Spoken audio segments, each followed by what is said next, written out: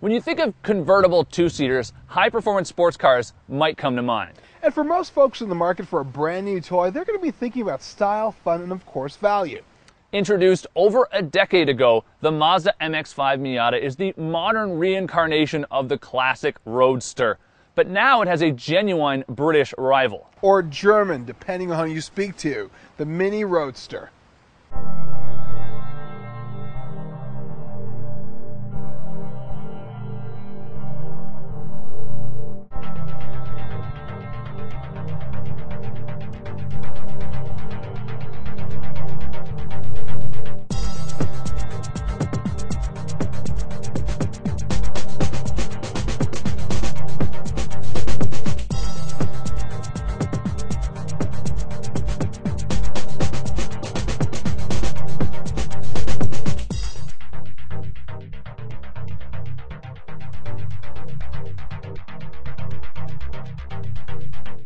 Powered by a 2-liter 4-cylinder engine, the Miata makes 167 horsepower at 7,000 RPM and 140 foot-pounds of torque at 5,000 RPM. It comes standard with a 5-speed manual transmission, although oddly you can option up to a 6-speed manual as well, plus you can also get a 6-speed automatic.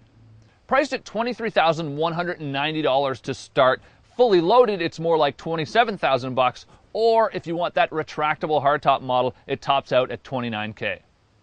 All right, let's get into my ride, the Mini Roadster Cooper S. Its starting price is $29,250, available in 6-speed automatic and 6-speed manual. Under the hood, you've got a 1.6-liter turbocharged engine, making 181 horsepower as well as 177 pound-feet of torque. When it comes to fuel economy, it is way better than the Miata. You've got 27 miles per gallon in the city, 35 miles per gallon on the highway for a combined 30. And last but not least, it looks good.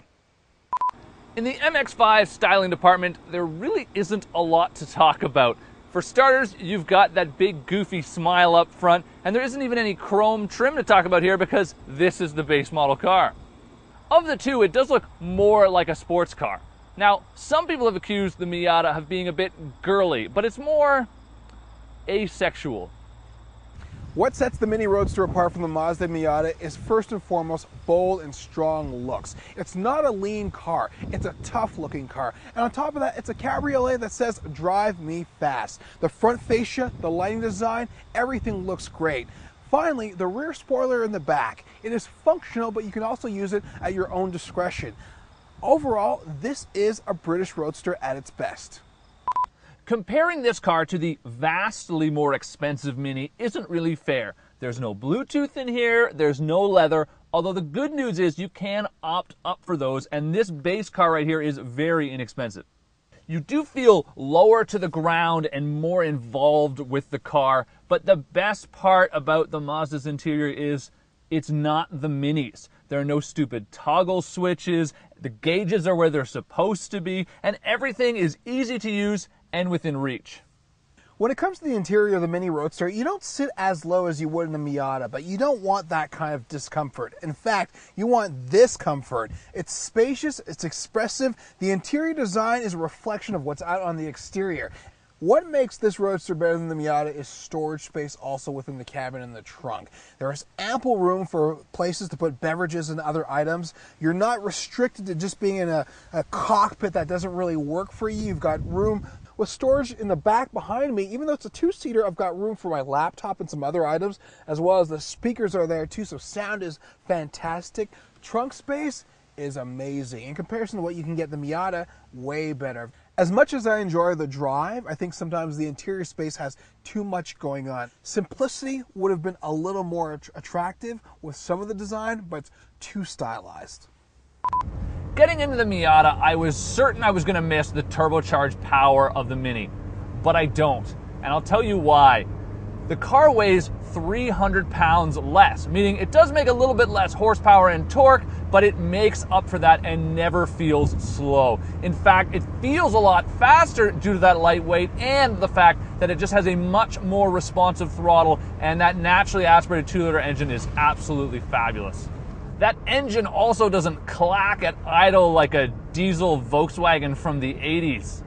The steering is another strong point on this car. You just give it a little bit of input, and the car wants to rotate just like a rear-wheel drive car should. It's also light around town, which is nice. Again, unlike the Mini, which just seems a bit too heavy and forced all the time.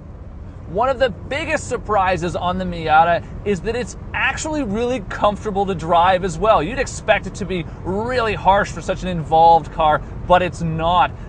You can go over, lots of bumps on the road, and it just soaks them all up, which is absolutely not what I thought was going to happen here. On the contrary, the Mini feels like you're on a trampoline made of concrete. The shifter is smoother with much shorter throws and doesn't have this giant, obnoxious baseball-sized ball on the top of it from a brand that's trying way too hard to be cool. If there is one area where I'll concede the Mini is better, that's in the way it sounds when you're really ripping on it. Driving the Mini Roadster is never dull. It handles extremely well with the independent 4-link suspension. It really has a lot of power with a turbocharged engine. And if you want it to be a little more rigid in the steering, you just press the sport button and it gives you that little extra kick. The one thing that you'll be hearing in this vehicle is that turbocharged engine. It's loud and it's very proud. Now, if you don't want to hear the engine, you simply turn on the stereo system, which is extremely powerful. One of the best ones I've heard in the vehicle thus far. An advantage that the Mini Roadster has over the Miata is that it's front-wheel drive. Now, some people will say, well, front-wheel drive is not that exciting. But if you think about it in multiple weather conditions, front-wheel drive is the drivetrain that you want to actually be using. Now, everyone's got different tastes when it comes to cars. Obviously, when it comes to convertibles, it's really specific to a person and to personal style. Obviously, in being in this vehicle, you can tell it's about being loud with personality. But in my impression, this is the better vehicle to drive. And one last little detail which I enjoy in this car is that popping sound with the exhaust when it's in sport mode. So we've been arguing a lot off camera, and I've come to the conclusion that deep down inside, Colin actually does love the Mini Cooper S. Absolutely not. The Miata is by far the superior car here. Now, I'll admit that it doesn't have a lot of the creature comforts that the Mini has, but it does have a nice, soft suspension setup, and it's actually more comfortable for normal driving. On top of all that, I'll admit that it's not going to win any beauty contests, and it doesn't have a lot of the cool gimmicks that the Mini has. But when it comes down to sheer driving pleasure, it's the superior car, and you can get into one for thousands less. Forget the MG, and yes, forget that Mini. The best British Roadster is Japanese. For more on this car comparison and others like it, visit autoguide.com. In 3, 2, 1, go!